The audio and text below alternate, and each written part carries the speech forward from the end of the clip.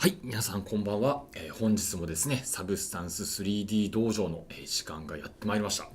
今回はですね、パネルデザインといいますか、サイファイチックなですね、サイバーパンクとか、そういったところに出てくるパネルのですね、デザインをボロノイノードを使うとですね、すごく簡単に作れちゃうぞといったところをですね、発見しましたので、その方法をですね、ご紹介したいと思います。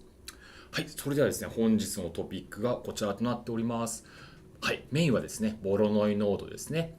で、今回はサイファイで出てくるパネルのデザインといったところをですね、ちょっともう一から作ってみちゃおうかなと思っております。そしてですね、そのパネルのデザインを作ってる時に、フラッドフィルのですね、こんな機能あったんだっていうところもですね、発見しましたので、はい、そちらもですね、ご紹介したいと思います。それではやっていきたいと思います。今回一応ですね、ちょっとこんな感じのですね、マテリアルを最終的に作れたらなと思っております。はい、こういう感じですね。はい、じゃあそれではやっていきましょう。コマンド N でメタリックナフネスをですね、はい、このように持ってきます。はい、新規ファイルですね。で、そしてですね、もう本当にボロノイですね。ボロノイ。ボロノイノード、ボロノイフラクチャーノードというのがあるんですが、それはちょっとですね、後ほど紹介したいと思います。でですね、こちら、ここですね、ディスタンスモードのところをですね、デフォルトではこういった画像となっているんですが、ディスタンスモードをマンハッタン、そしてスタイルをですね、エッジにします。はい。そうするとこんな感じのですね、ちょっともうパネルっぽい感じのですね、シェイプがですね、見て取れるんですね。はい。で、今回はですね、こちらスケールを8から3にやりまして、このエッジのシックネスをですね、ギュギュギュギュギュと、このくらい細くしていきます。0.01にしておきましょうかね。はい。そしてですね、こちら、インバートをしてですね、こういう感じにしておきます。はい。こんな感じですね。ちょっと一旦これでどんな風に見えるのか見てみたいと思います。セーフトランスフォームグレイスケールを置きまして、ちょっとそれぞれのノードにですね、こうやってつないじゃいたり、つないだっていきます。はい。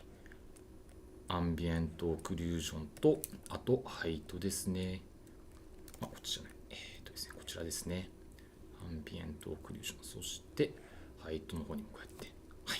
そうするとこんな感じのですね、パネルのデザインがですね、もう分割具合は結構いい感じなのかなと思っております。はい。ではですね、今回はこちらがですね、一番外枠として、この内側にあのパイプといいますか、ラインをどんどんどんどん引いていって、で、その一番センターの部分は、ちょっと立体感のあるボコッというマテリアルをですね、作成していきたいと思います。ですので、ちょっとですね、こちらは一旦忘れましょう。はい。はい。で、こちらからですね、こちらのノードをですね、こうやって、ちょっと複製していきます。一つ一つ。で、コマンド D で、多分あと2つ3つ複製していきますね。で、このシックネスをですね、ポイント1とかにして、で、もう一つ。で、こちらはポイント2ですね。0.2にして。で、そして最後もう一つ。もう0.1ずつですね、上げていくんですね。はい。で、こちらをですね、どんどんブレンドしていきます。ブレンドしていって、ブレンドモードがですね、ディバイドですね。で、ディバイドで重ねると、こういう風になります。はい。で、こういった結構シャープなエッジをですね、保ちながら、シャープな角度ですね、を保ちながらですね、できるんですね。で、結構こういったラインを作るときって、エッジディテクトというノードがあったと思うんですが、こちらを使った方が結構早くいけるのかなとか思いきや、結構ですね、エッジディテクト重ねていくと、こういった感じの丸みを帯びたですね、角がですね、どんどん丸みを帯びちゃうんですよね。最初の一発目は全然大丈夫なんですが、ウィドゥスとかをこういう風にやったりして、はい。これをですね、重ねていったりすると、結構ですね、角がですね、こういったちょっといらないものとかも出てくるんですよね。はい。こんな感じとか。これもこれでかっこいいんですけどね。はい。はい。でもですね、今回はちょっと別のやり方をしたいと思います。はい、このようにですね、どんどん、ブレンドで、もうずっとディバイドですね。ディバイドで重ねていきたいと思います。こちらも、ディバイド。はいはいはい。で、最後、複製して、こっちとこっち。で、ディバイド。はい。はい、こんなですね、ラインができました。で、こちらをですね、ベベルスムース入れておきます。はい。で、ベベルスムースのディレクションをですね、インアウトにしておきます。で、そして、マキシマムディスタンスをちょっと少なくして、こちらですね、スムースネスが結構かかってるんで、こちらもほぼほぼこういうふうにやっちゃいます。そうすると、ちゃんとピシッとしたこういった感じのですね、ラインができるようになります。はい。ではですね、こちらをですね、このようにつなげちゃいます。そうすると、はい。こんな感じのですね、ちょっと見づらいか。こういう感じかな。ちょっと環境光を上げて、こんな感じですね。はい。もうすでにこんな感じのがですね、デザインができてしまいます。で、若干ちょっとここら辺、ピシッとシャープすぎるなと、エッジがシャープすぎるなと思った場合は、ブラー HQ グレースケールをほんのちょっぴりかますと、こ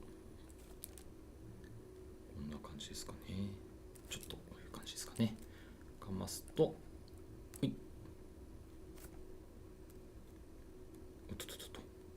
ちょっと柔らかくなりましたかね。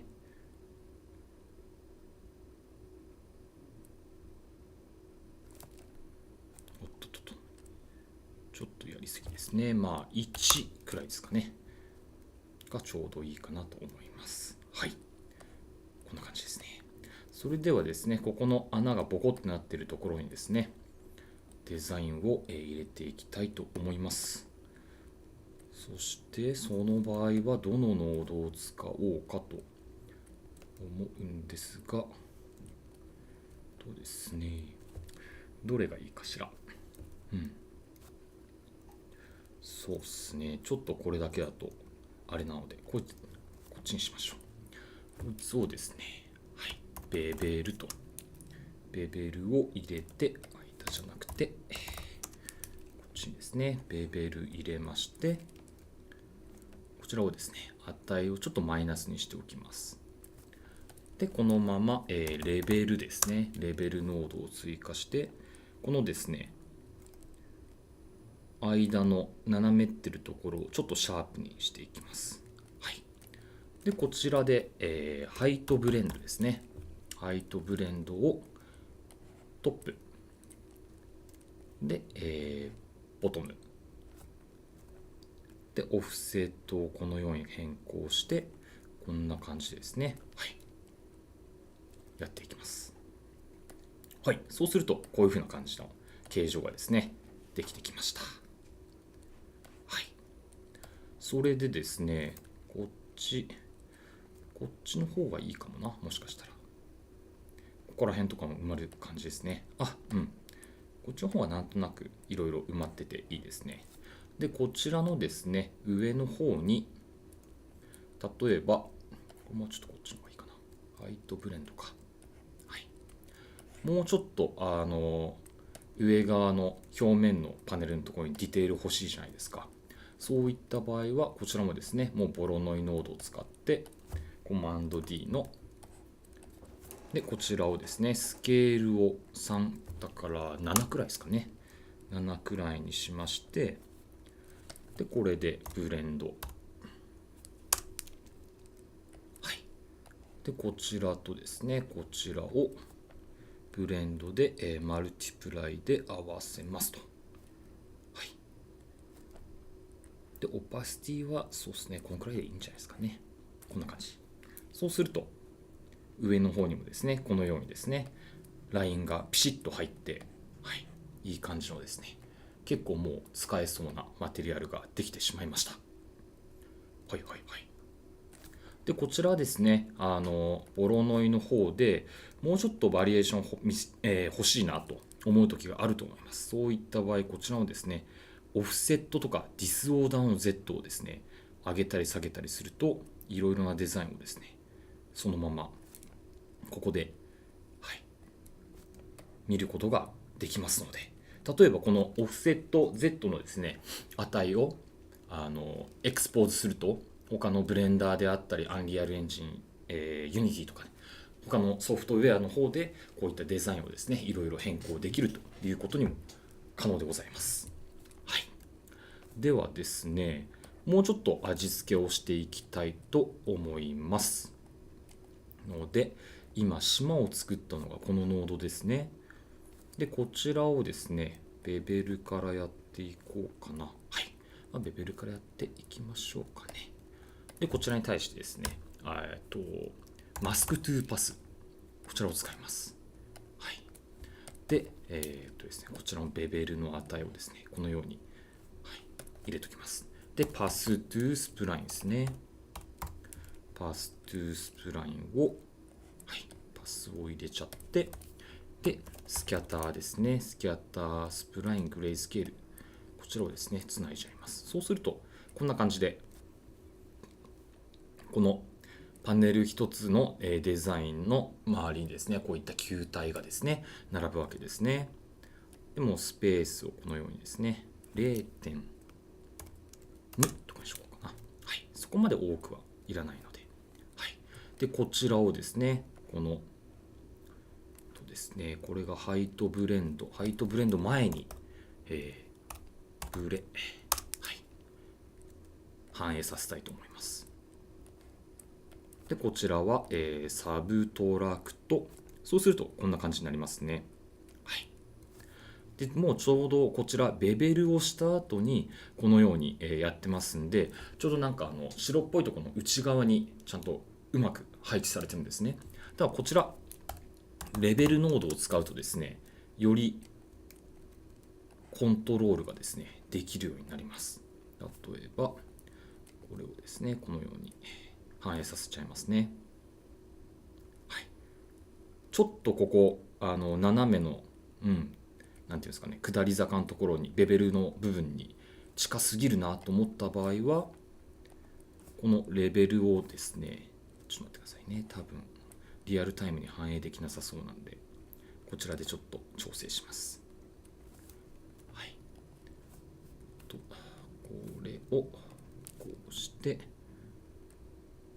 このようにですね、レベルの真ん中をですね、こういうふうに調整すると、このように移動していきます。はい。で、これで端っこの位置関係をですね、調整していくことが可能となるんですね。とりあえずこのくらいで、この辺りでいいかなと思います。はい。こうですね。そうすると、こういう感じですかね。で、若干サイズを大きくしたりとか、スケールを、サイズを 0.02 にして、はい。で、こちらをですね、0.02 結構大きいですね。015とかにしようかな。で、シェイプで、ですね、ディスクで、やっぱちょっとベベルかかってたものの方がいいと思いますので、ちょっと大きさは適当に、ベベル、はい、こんな感じ。で、こちらのパターンインプットをこのようにしまして、パターンインプットをですね、反映させます。はい。パターン、こちらのパターンからパターンインプットにすると、こうなりますね。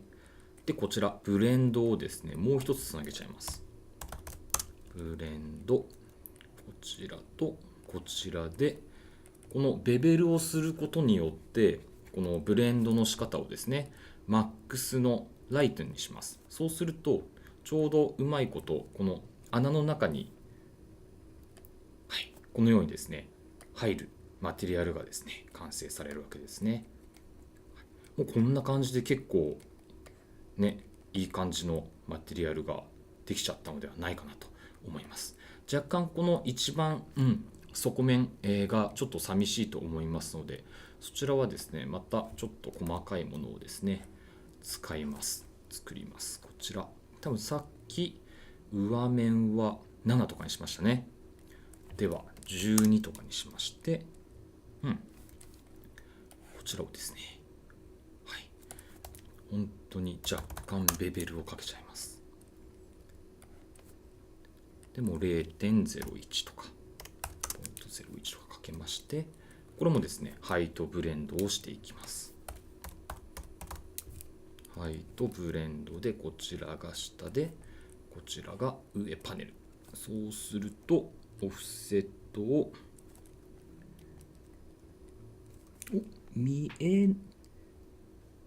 こんくらいですかね。ちょっと見えますね。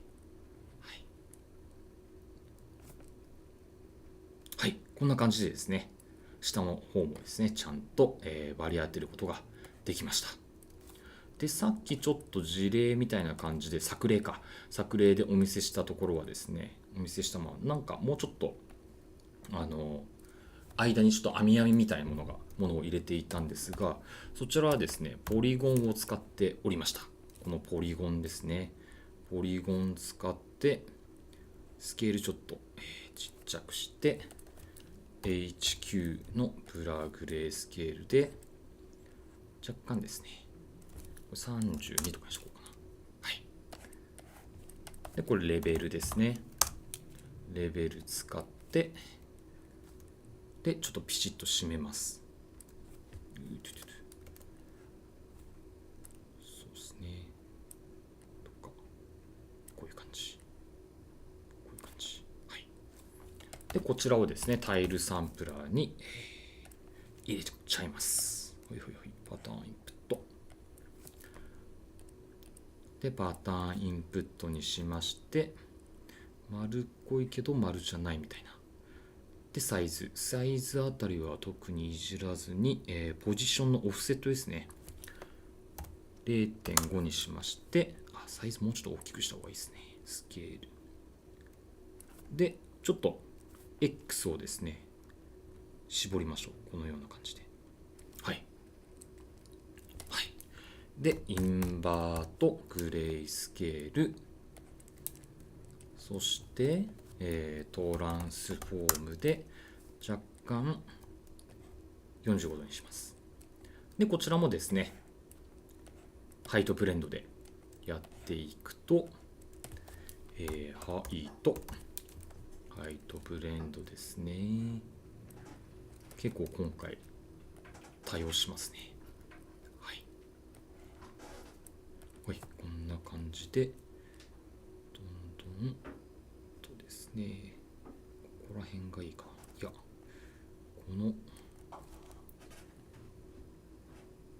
この辺りが良さそうですね。なのでこちらをもうちょっと下の方に打つと、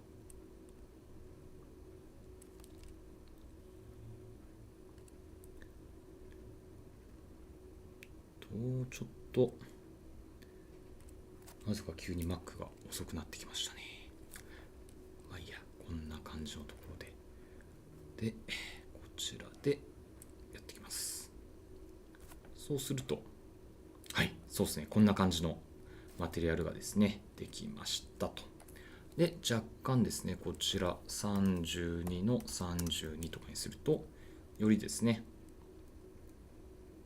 こういう風な感じになりますね。よりちょっとそれっぽさが出てきたんじゃないでしょうか。はい。で、最後にですね、グラディエントからカラーをですね、グラディエントマップでこうやってカラーをつけていきたいと思います。はい。グラディエントエディターの、で、これで、ちょっとこちらをメインをどこにするか。こちらをですね、例えば赤とか、こちらをオレンジで間に何色か入れて、赤、緑、紫、オレンジみたいな、こちらをですねこういうふうに入れると、ちょっとあまり趣味が良くないですね。もうちょっと緑の範囲を、そうですね、ちょっとこの赤が良くないのかな。ちょっと落として、この緑もちょっと蛍光色すぎますね。こんな感じですね。赤ももうちょっと落ち着いた赤といいますか。はい。で、黄色がもうちょっと出てきてくれると、はい。こんな感じですかね。はい。ということで、もう20分でね、できちゃいましたね。こういったマテリアルが。で、例えば、ちょっと配当を確認したかった場合は、マテリアルからエディットプロパティーズの、こちらのですね、ハイトスケールを3とかにすると、ボンと。そうですね、よりハイト感が確認できますね。こんな感じですかね。はい。これはちょっと1にしておきましょう。で、このですね、ボロノイのですね、例えばこちら、このノード、この右、ここですね、こちら側ですね。こちら側の、例えばこのデザイン的に、シェイプ的に、このシェイプ気に入ったからこれだけ取り出したいなって思うことたまにあるじゃないですか。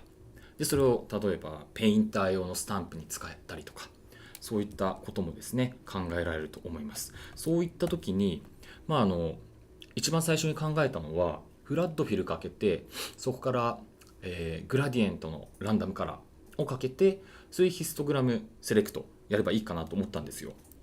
なんですけど、よりですね、いい方法があるということをですね、気づいて、調べて、調べました。本当はですね、ここからフラットフィルかけて、フラットフィルトゥランダムグレースケール、こちらですね。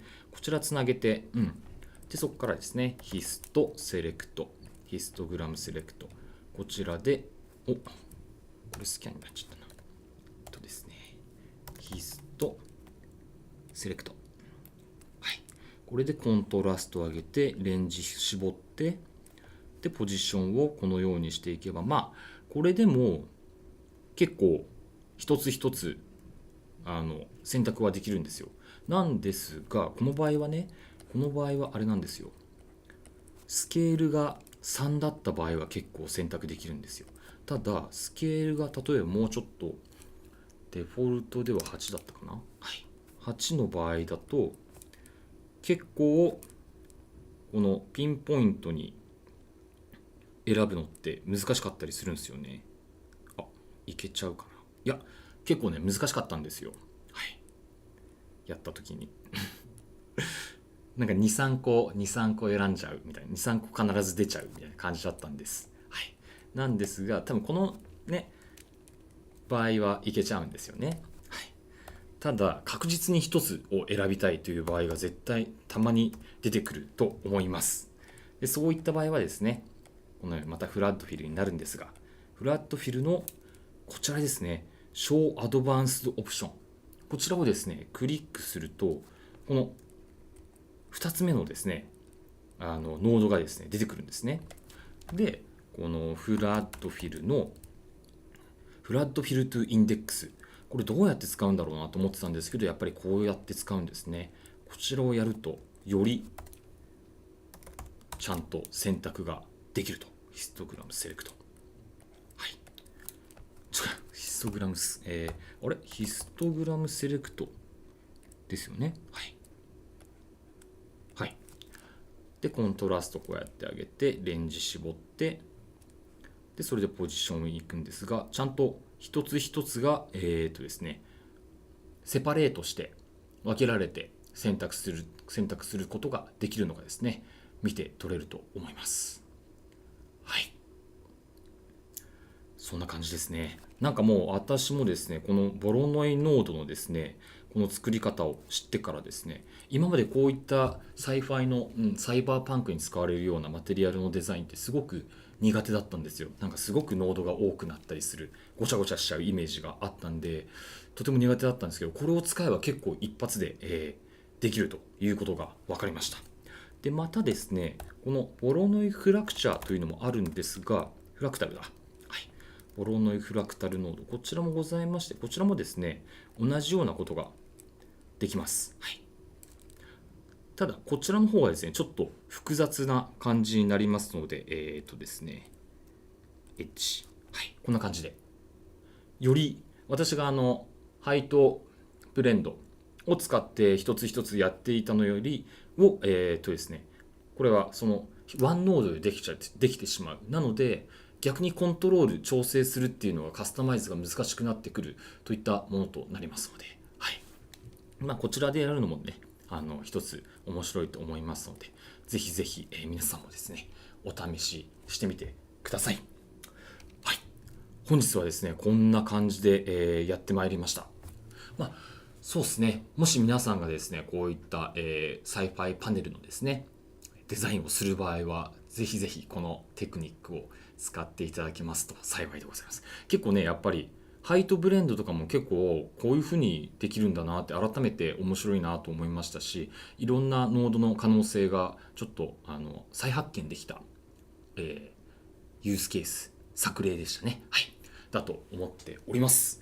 で、次回もまたですね、新しいものを何かしら見つけてやっていきたいと思いますが、ちょっと次回はですね、なんか他のサブスタンスとアフターエフェクツだけじゃなくて、サブスタンスとユニティだったり、アンリアルエンジン、ブレンダーであったり、といったところもですね、ちょっと視野に入れながらいろいろ模索していきたいなと思っております。